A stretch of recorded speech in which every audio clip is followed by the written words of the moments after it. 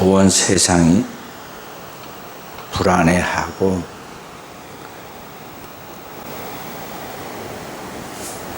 떨고 있습니다. 코로나 바이러스의 이 질병이 없어지는 게 아니라 날씨가 더우면 사라질 것이라고 그러는데 더욱 창궐 하고 확산됩니다. 더불어 경제도 침체가 오고 세계 대공황의 징조를 보이는 것을 보면서 인심이 흉흉해집니다. 거기다가 올해는 한 번도 없었던 장기간의 이 폭우와 장마로 홍수의 피해가 있었고, 늦게 햇볕이 떠서 장렬해서 농작물이 타버리고 채소값이 치솟는 것을 보게 됩니다. 이런 모든 것들은 성경이 우리에게 미리 예언하신 대로 말세의 징조들로서 자연의 재해, 그리고 홍수, 그리고 지진, 그리고 사람들이 여기저기서 다툼과 분쟁과 전쟁으로 이렇게 인심이 흉흉해질 것을 말씀하신 그 말씀에 대한 성취라고 볼 수가 있습니다. 특히 우리는 이름을 규정할 수 없어서 그냥 코로나 바이러스 1, 2, 3, 4 그렇게 붙이면서 이 바이러스, 코로나 바이러스 19번째라고 그렇게 이제 붙였지만은, 이런 것들로 인해서 아직도 1년이 다 돼가지면 해결하지 못하고 이리저리 그 바이러스를 피한다고 인간이 그 방법들을 찾아내서 말하지만은 거의 미개한 수준의 전혀 과학적이거나 의학적이거나 또는 그 문제를 해결하는 근본적인 문제 해결이 아니라 그냥 너무나 미개한 방법으로 지금 피해 다니고 있습니다. 이런 가운데 정치하는 사람들은 정부의 그 국가에 준 권한을 가지고 이런 문제를 미리 예방도 하고 그러한 것들에 대하여 잘 대처해 나가야 하지만은 다른 일에 분주해서 이런 일들에 대해 처리를 하지 못합니다. 처음에 국회에 입성하기 위해서 또는 행정부에 들어가기 위해서 정치인들은 얼마나 떠들고 자신들이 모든 문제를 해결해서 새로운 세계가 올 것을, 삶의 안정과 평화와 그리고 축복이 주어질 것을 얼마나 떠들었습니까? 내가 아니면 절대 이 세상의 문제 해결할 수 없다고 장담하던 그들이 실제로 문제가 터지니까 회피하기가 급급이고 남의 탓하기 급급이고, 여당은 야당에, 야당은 여당에, 이런 문제까지 책임을 전가하고 그렇게 나갑니다.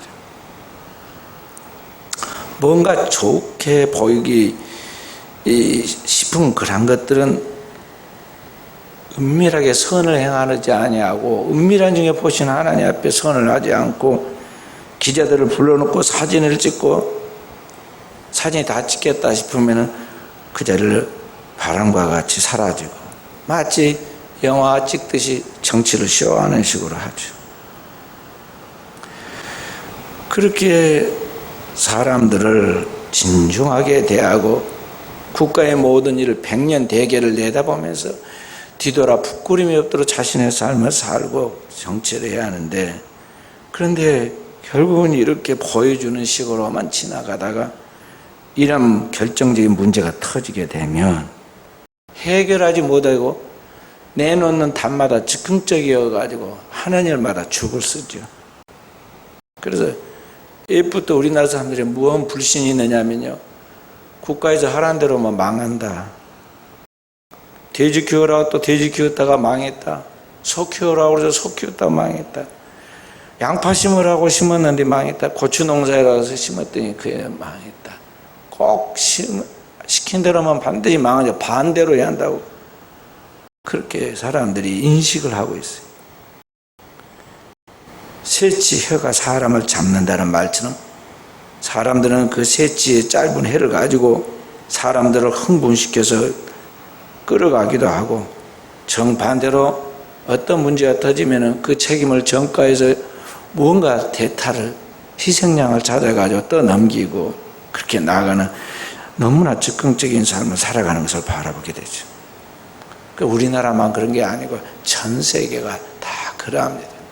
이 땅에서 이 모든 세계의 문제, 인간의 문제는 인간이 스스로 해결해서 될 일이 아니고 할 수 있는 것이 아닌데, 사람들은 그렇게 할 수 있을 것 같이 사람들을 현혹해 해서 그렇게 말하고, 사람들은 또 그렇게 기대를 하지만 사실은 그렇게 되질 않는다는 거죠.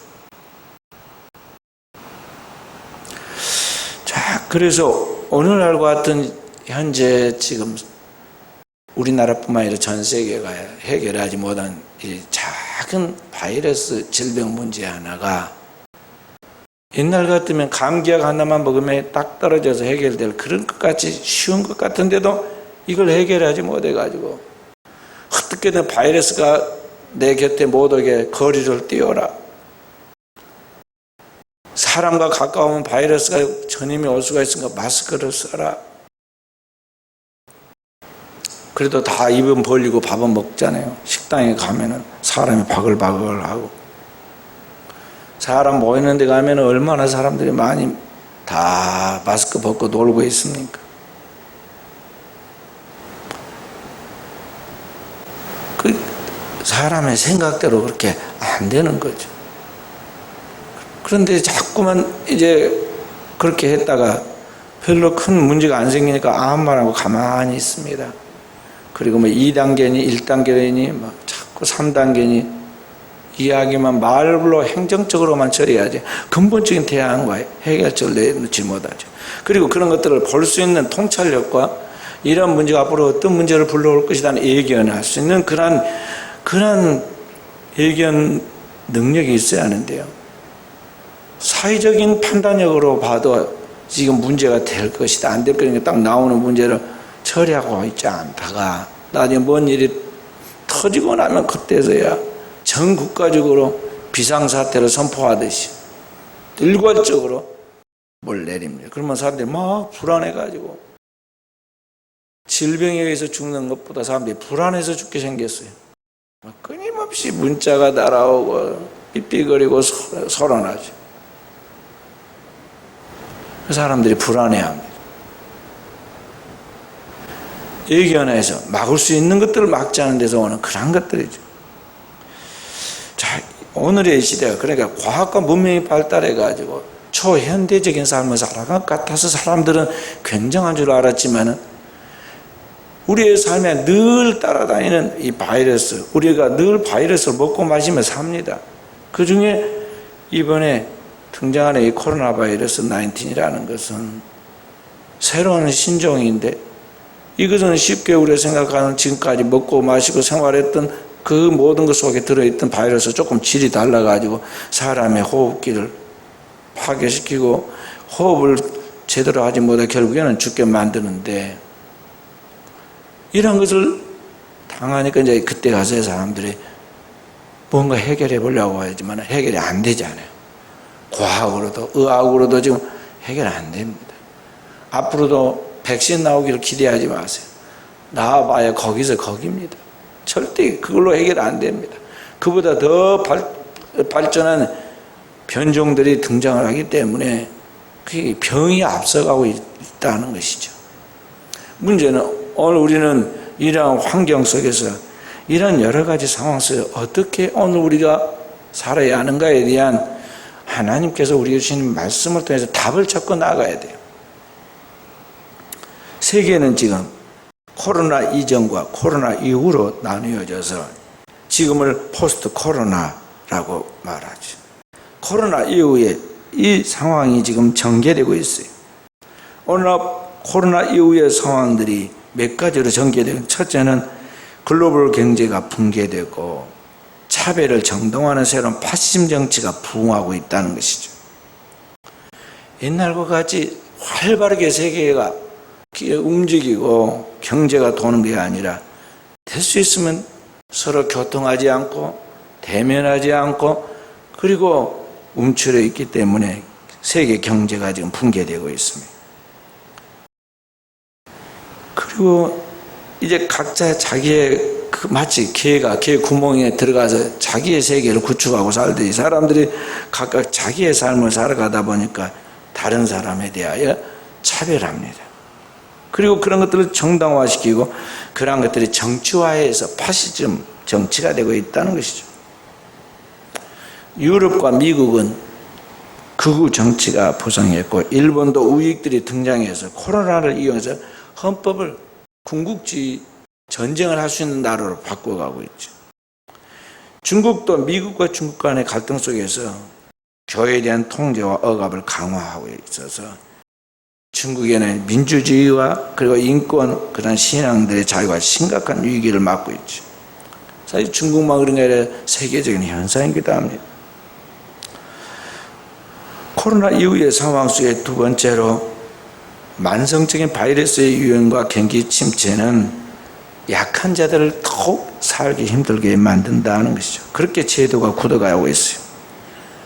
코로나 바이러스에서 제일 많이 죽는 사람들은 다 누구냐 하면은 서민들, 빈자와 약자들이고 노인들이에요. 그리고 돈 있고 권력 있는 사람들은 다 자기를 보호하는 안정된 그런 생활 속에서 딱 있기 때문에 밖에 안 나가도 이미 돈이 있습니다. 자기 주기가 있기 때문에 험한 일 사람들 보이는데 안 가도 되겠죠. 그러나 하루하루 벌어서 사는 막노동하는 사람들은 현장에 나가지 않을 수 없고 사람들 모이지 않은데 안 갈 수가 없어요. 그러니까 거기에 가서 있다가 보면은 병이 걸리게 되어 있고 병이 걸리면 신속하게 치료를 받아야 하는데 그렇게 돈이 없어서 치료 못 받으니까 대다수의 사람들이 죽어가는 거예요. 다행히 우리나라는 의료보험 제도가 되어서 일찍 정착이 되어가지고 그래서 지금 보호를 많이 받고 있는 편이지만은요, 다른 나라는 상황이 다릅니다. 코로나 이후의 세 번째 상황은 배금주의를 옹호하고 차별과 배제를 정당화하는 극우 기독교가 성장하고 있습니다. 배금주의라는 것은 이 돈을 숭배하는 걸 말하는 것이죠. 그리고 차별과 배제를 정당화하는 거예요. 점점점 편을 가르죠. 특히 우리나라 같은 나라는 극우 기독교가 우에 등장을 했어요. 그러니까 기독교 신앙과 우파 정치 이데올로기가 함께 딱 쌓여가지고 마치 우파 정치를 하는 것이 기독교 신앙인으로서 당연한 것까지 그렇게 생각하고 행동한다는 것이죠. 이번에 광화문 집회 같은 그런 문제들이 그러한 것입니다. 우리나라는 그럴 이유가 있는데 우리나라 일본의 침략을 받아 고통받은 이후 이어서 더 큰 고통을 받았는데 6.25 전쟁을 통해 공산주의가 침략을 했고 공산당이 지배한 동안에 기독교인들 특히 하나님을 믿는 많은 신실한 주의 종들이 순교를 했어요. 그렇기 때문에 이 공산주의에 대해서는 아주 알레르기 반응을 하고 싫어하죠. 그런 것들이 이제 기독교 신앙과 어우러져 가지고 오늘날 잘못된 이게 치우침으로 나아가 극우 기독교가 되었다는 것이죠. 그런데 이런 것들을 교회에서 지도자들이 잘 분별해 가지고 신앙이 무엇인지에 대하여 그리스도인의 삶의 자리 무엇인지에 대해서 분별력을 줘야 하는데 거기에 동조하고 끌려가 가지고 이번과 같은 일들이 퍼지게 된 것이죠. 전국에서 대형 버스를 동원해 가지고 광화문에 집결을 했다가 거기에 코로나 바이러스가 창궐 했는데 그것을 이제 퍼나르는 식이 되고 말았어요. 그래서 정반대 쪽의 사람들로부터 공격에 빌미를 주게 되었고 국가는 이러한 것들을 수습하지 못한 책임을 피하기 위하여 여기저기에 책임을 전가하다 보니까 오늘날 크게 피해를 본 것은 어디냐면 정상적 신앙생활을 하고 있는 일반 교회들이 그 피해를 고스란히 뒤집어 쓰고 있는 것입니다. 더 나아가서 네 번째로 이러한 포스트 코로나 이후에는요, 우리 한국 교회가 세계적인 그러한 선교 대국이었는데 해외 선교가 크게 위축되었어요. 그래서 선교 방향을 재조정하지 않으면 안 되는 시대가 되었다는 거죠. 우리 교단에서 파송한 선교사 중에 지금 현재 150개의 선교사 가정이 귀국했어요. 세계 선교의 주역 역할을 하던 한국교회와 한국교회 선교사들이 이렇게 활동하지 못하고 세계 속에서 지금 들어오는 것은 그런 여러 가지 세계적인 그 상황의 변화와 함께 우리나라 교회가 약해져 가지고 그들의 선교비를 감당할 수 없을 만큼 약해졌기 때문에 그렇게 되었다는 것이죠. 그래서 세계 복음화를 이루어가는 에큐메니컬 정신이 지금 약화되고 있는 것을 볼 수가 있어요. 다섯 번째로 오늘 코로나 이후에 다음 세대에 대하여 우리의 젊은 청년들과 이 다음 세대의 그러한 일꾼들에 대하여 미래를 대비할 정책을 세워야 하는데 이러한 것들에 대하여 한국 교회가 그런 것들을 지금 책임질 수 있을 만큼 준비가 안 되고 있다는 거예요.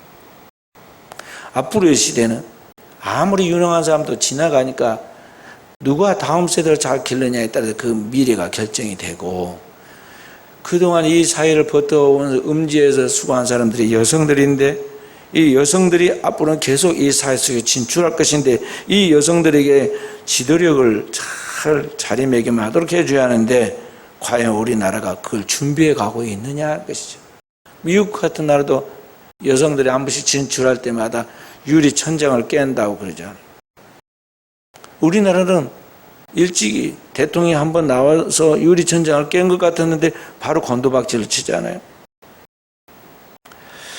바로 이러한 혼란한 이 사회 속에서 이 대처하지 못하고 있는 이러한 문제들 가운데 그 속에 살아가는 우리는 우왕좌왕하고 혼란 속에서 불안해야 합니다.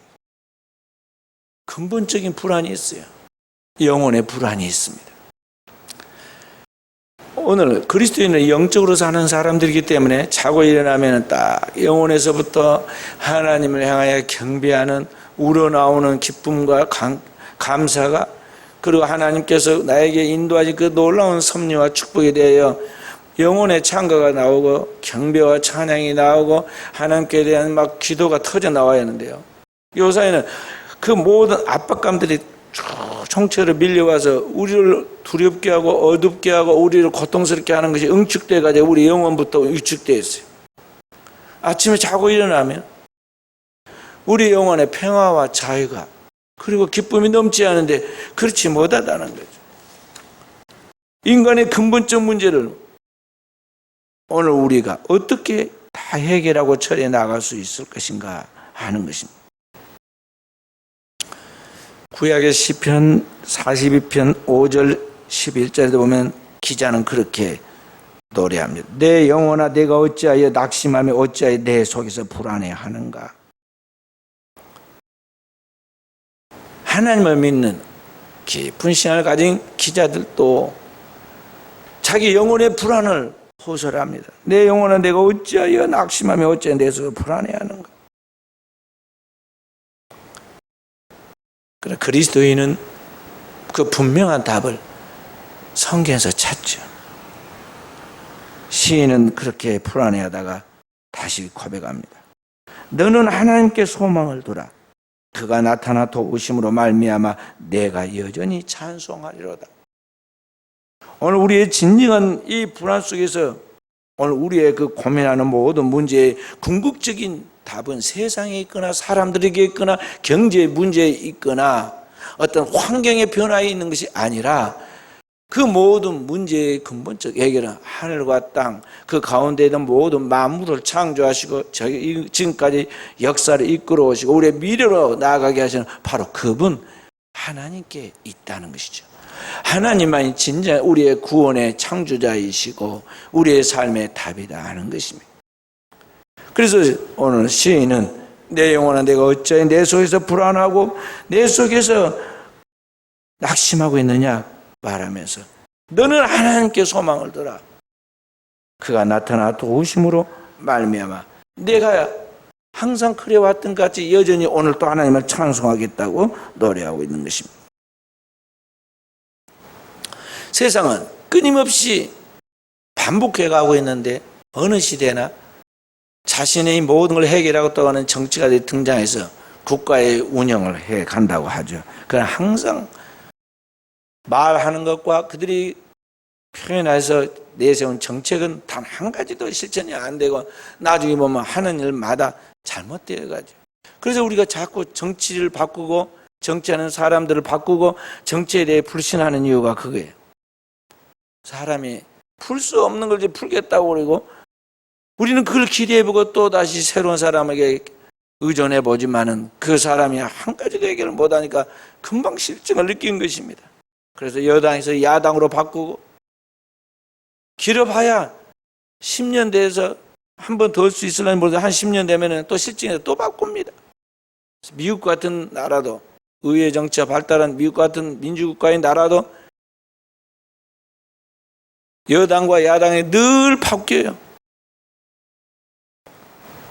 우리나라도 마찬가지죠. 근본적인 인간의 문제는 사람의 힘이나 정치적인 정책으로 해결할 수 있는 것이 아닌데 사람들 그걸 기대하고 거기에 상당한 만족을 느끼려고 합니다. 그러나 항상 우리의 삶의 명철한 명확한 통찰력으로 살펴보면요, 그건 다 허구였음을, 그리고 인간 속에서는 진짜 답이 없다는 것을 우리가 체험을 할 수가 있어요. 성경은 오늘 거기에 대해 분명히 우리에게 답을 주고 있는 것입니다.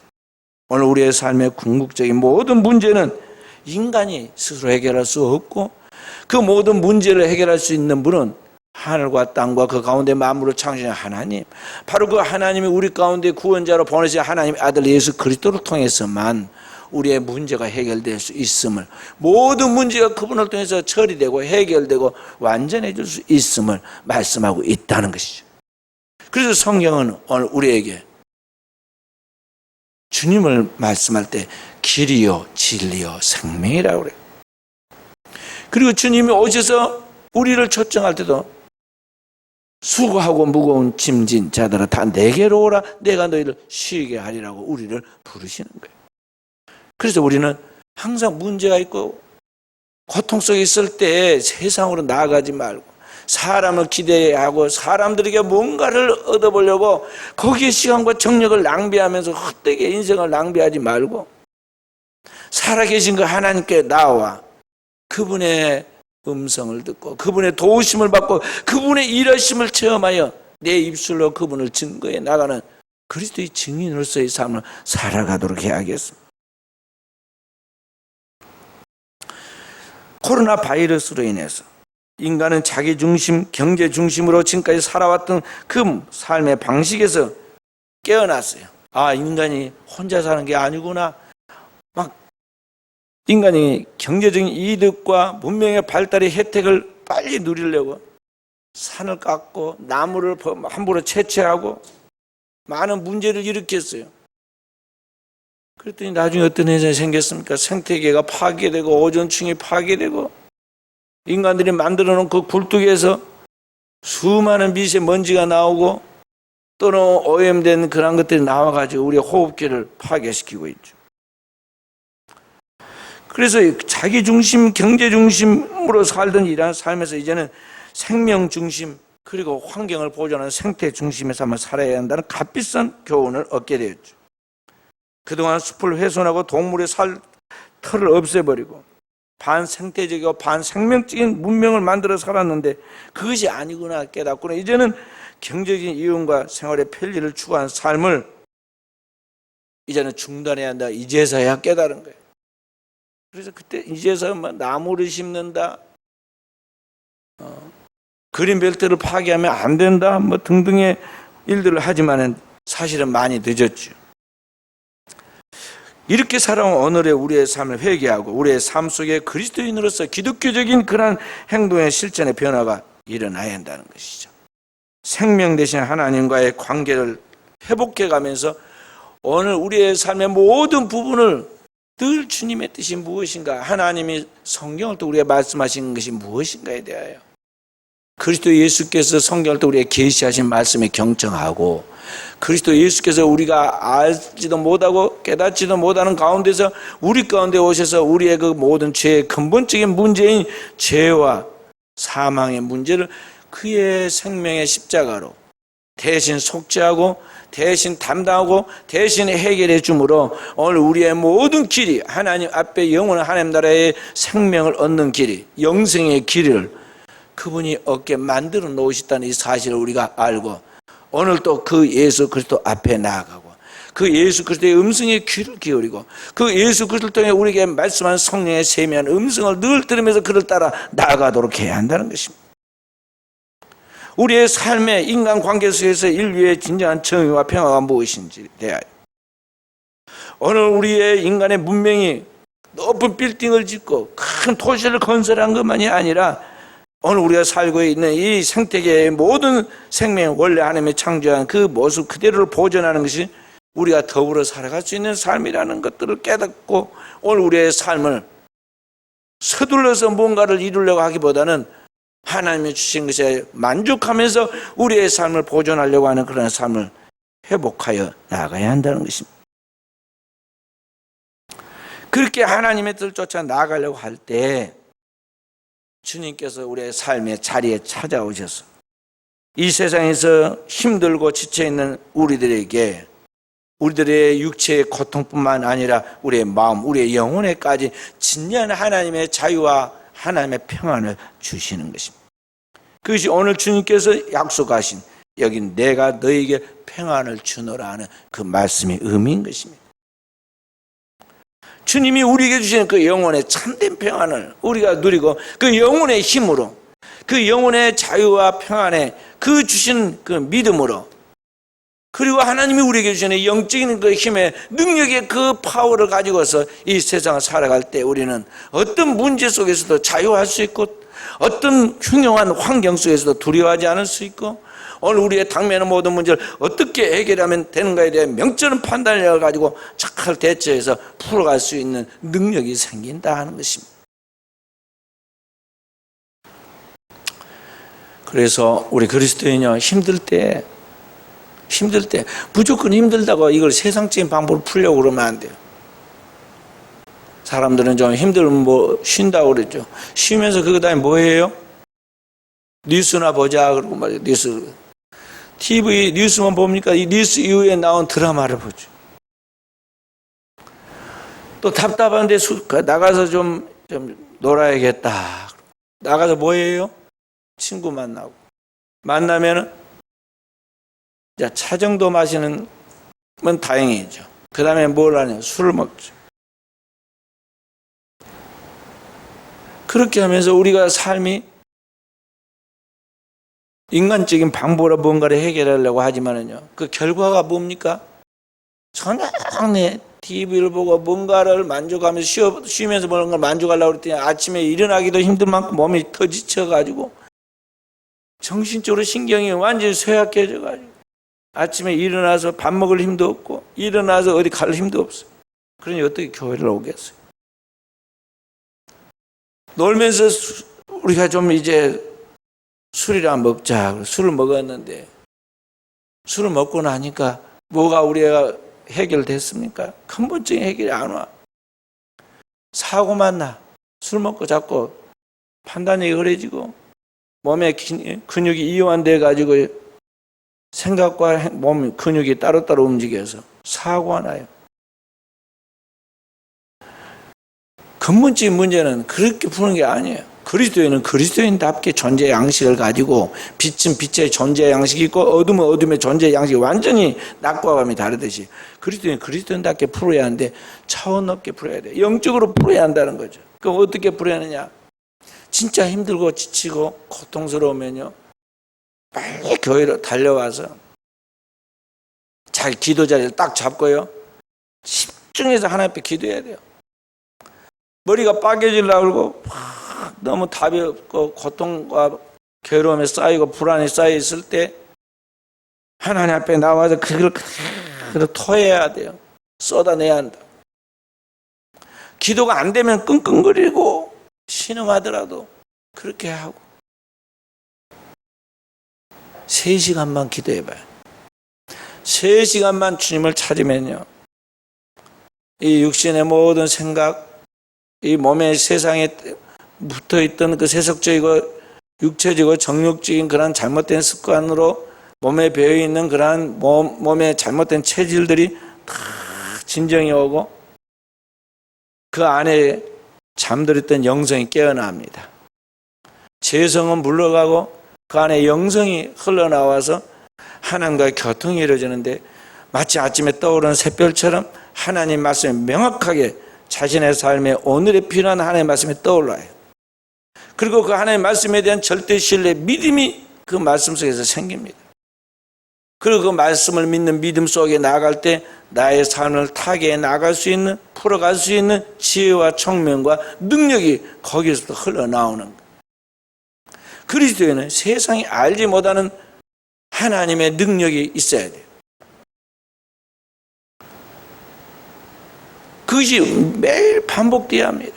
오늘날 같은 세상이 흉흉하고 불안한 시대 속에서 세상이 자꾸 압박하고 두렵게 하는 그런 가운데서 우리 그리스도인들은 세상에 알지 못하는 하나님의 내적인 평화가, 하나님의 나라에 있는 그 평화가 우리의 마음에, 영혼에 부어져서 우리의 영을 지배하고 우리의 삶을 지배하고 우리의 환경을 지배하고 우리의 나아가는 모든 삶 속에서 그 영향력을 미치도록 해야 하는데 그리스도에서 이게 있느냐 하는 거죠.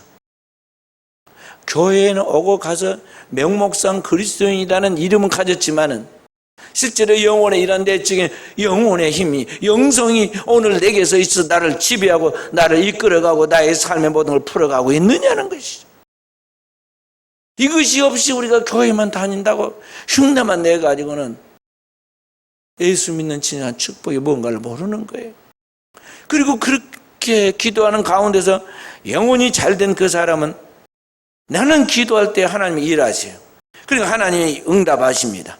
나는 기도만 했을 뿐인데 하나님께서 나의 삶의 미래를 책임지시고 내 문제를 풀어주고 있다는 걸 알아야 돼요. 그게 하나님의 실존에 대한 믿음이에요. 그리스도인이 기도만 하고 있으면 되나? 밥이 나오나? 아니 돈이 나오나? 완전히 세상 사람들이 하는 무지한 말을 자신의 사고방식 속에 갖추어 있어가지고 기도만 해도 안 되겠다, 빨리 나가서 뭔가를 해봐야겠다고 한다고 하지만 그게 제대로 되나요? 먼저 할 것과 나중 할 것이 있는데 먼저 영혼의 이러한 하나님과의 교통을 통해서 영혼의 자유함을 얻고 평화를 얻고 힘을 얻고 그 다음에 나아가라는 거죠. 그래서 하나님이 엿새 동안에 힘써 내 모든 일을 하라고 그랬어요. 그러나 주일은, 안식일이 되는 그 주일은 주 너희 하나님이 너에게 복 주는 날이니 그날에 하나님께 경배하여 이 영혼의 충만한 축복을 받으라. 그날에 내가 너에게 복을 주리라 그랬단 말이에요.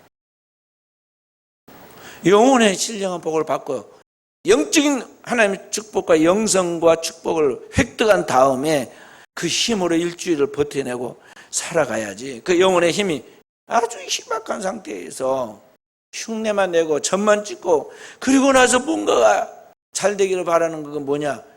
그게 미신이다. 그런 것들이 이제 잘못된 것과 어울리면 말이죠. 극우 이데올로기 같은 그런 것이 어울리는 극자 이데올로기로 얽힌다든지 이렇게 되면요 완전히 편향적인 기독교인이 돼가지고 서로 충돌하는 거예요. 그리스도인은 좌로 우로 치우지 말고 표대를 향하여 앞으로 나아가야 하고 위에서 부르시는 하나님의 부름을 향하여 쫓아 나아가도록 위를 바라보고 위의 것을 생각하고 주님이 말씀한 그 음성에 귀를 기울이고 나아가야 돼요.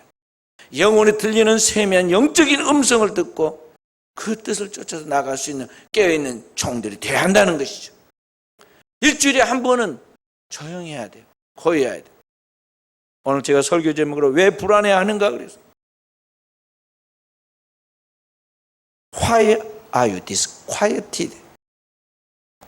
이 quiet란 말은 조용하다 그 말이에요. disquieted라는 말은 왜 이렇게 시끄럽고 소란스러운고 그 말이에요. 사람이 불안하면요 자꾸 말이 나오고 몸이 막 흥설수설하게 되었고 있고 그렇게 되었고 있어요. 영혼의 고요함이 필요해요. 안식이에요. 그야말로 하나님 앞에서 자유하고 평안함이 그를 지배할 수 있도록 하나님 앞에 머무르는 시간, 하나님과 동행하는 시간, 하나님 앞에 내 영혼이 깊이 침몰해서 그 안에서 내 안에 충만히 채워지는 내적인 영성이 영혼의 힘이 나의 안에서부터 안에서 강물처럼 흘러나오도록 되어져야 한다는 것이죠. 이 말세를 살아갈 때 더욱 그래야 하는 것입니다. 오늘 우리 사랑하는 성도들에게 주님을 믿고 나가는 성도들이 하나님이 그러한 영혼의 힘을 주십니다. 그 성령의 권능을 우리에게 주신다는 거예요. 그래서 오늘 말씀 26절에 보면 보혜사, 그 아버지께서 내 이름으로 보내실 성령, 그가 너에게 모든 것을 가르치고 내가 너에게 명한 모든 것을 생각나게 하신다. 성령, 그 성령이 오늘 그렇게 고민하고 있는 우리에게 그리스도 예수의 이름으로 기도하는 우리에게 그의 영을 한량없이 생수의 강이 흘러나리라 하신 말씀처럼 충만히 흘러나가는 거예요. 이 말세에 우리가 무엇으로 세상을 이기고 세상을 나가서고 있느냐? 우리의 근본으로 다시 돌아가서 그리스도 예수와의 만남을 통해서 그리스도 예수께서 우리에게 부어주신 그분의 영을 통해서 오늘 우리가 이러한 자유함을 누릴 수 있다는 걸 알고 오늘 또 예배를 드리고 나아갈 때 우리 성들의 이러한 내적인 충만함이, 성령의 충만함이 나에게 있기를 기도하고 이 영혼의 우리가 비어있는, 텅 비어있는 이러한 상태들을 우리가 빨리 체크해서 이러한 것들을 보수하고 하나님 앞에서 다시 우리의 내면에 하나님의 충만한 은혜가 강물처럼 흘러 넘치도록 재충전해서 세상 속에 그리스도의 생명력을, 그리스도의 그 평안을, 그리스도의 영향력을 나타내 주므로 이 두려워하고 근심하고 불안해야 하는 사람들에게 하나님의 빛을 비추고 희망을 주는 하나님의 백성들을 승리하는 종들이 되어지기를 주의 이름으로 축원드립니다.